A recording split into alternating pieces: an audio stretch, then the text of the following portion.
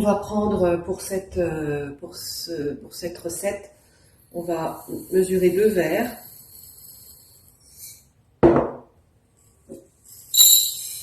Donc ça, c'est les graines de sarrasin.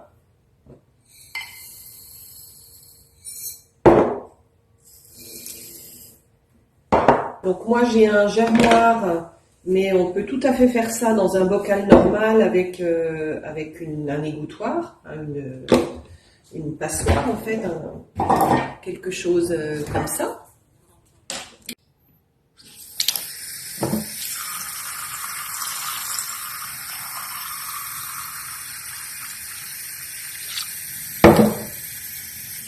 Voilà, je vais laisser en fait tremper toute la nuit ces graines.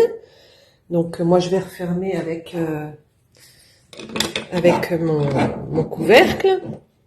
Et demain, ce que je ferai, je le renverserai pour égoutter l'eau.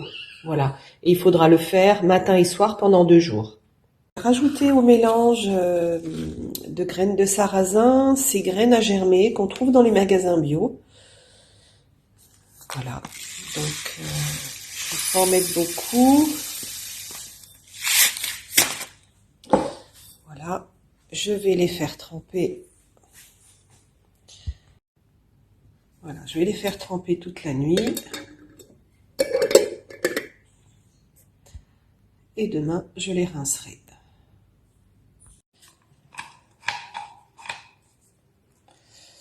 Donc voilà, j'enlève l'eau.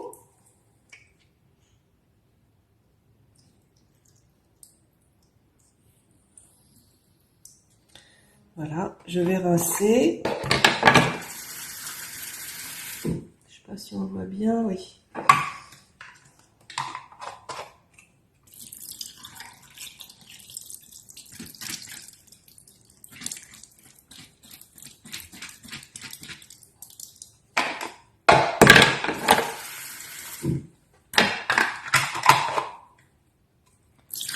Voilà, alors grâce à ce pot-là, donc là j'enlève un maximum d'eau.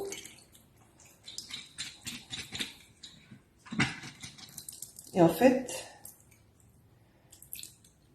je vais laisser toute la journée reposer. Comme ça, l'eau va partir. Voilà, pour ce pot-là. Et ce soir, je rincerai à nouveau. Là, je prends tout simplement une passoire. Et je rince. Voilà.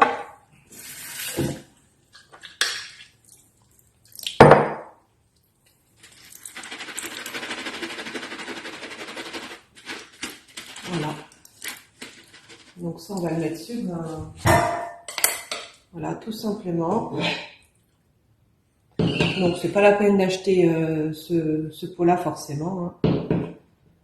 Ça fait très bien l'affaire. Et on peut mettre un couvercle ou une assiette pour maintenir un peu d'humidité. Et puis ce soir, on refait la même chose.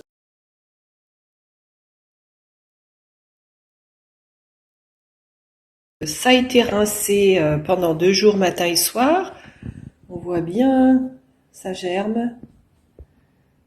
Là, le mélange alfalfa, cresson, chou rouge bio. Alors là, c'est... Il y a même les racines qui poussent en dessous. Et le sarrasin, là, on voit bien hein, le germe. Voilà. Donc, je vais mélanger le tout. Donc, c'est sarrasin, le petit mélange de graines alfalfa, cresson, chou rouge bio et sarrasin. Je vais mélanger le tout dans un gros saladier. Je vais mettre des olives. Je vais mixer le tout et je vous montre ça. Alors, si vous avez un blender ou un moulinex, hein, enfin un mixeur qui fait les smoothies, etc. Voilà, donc, c'est parti. Voilà, j'ai mélangé les 2 sortes de graines germées. J'ai rajouté des olives bio, 2 tomates du jardin, du basilic du jardin. Je vais donc mélanger le tout et passer au mixeur. Je vais rajouter de l'huile d'olive et j'ai mis du sel et du poivre.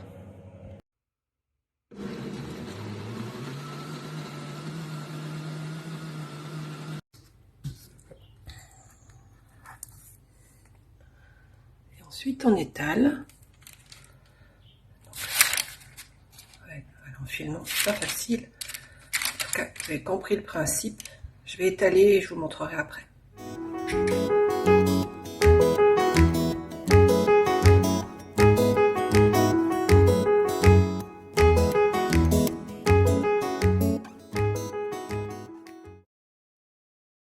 Et voilà, j'ai étalé sur une plaque de four, sur du papier cuisson.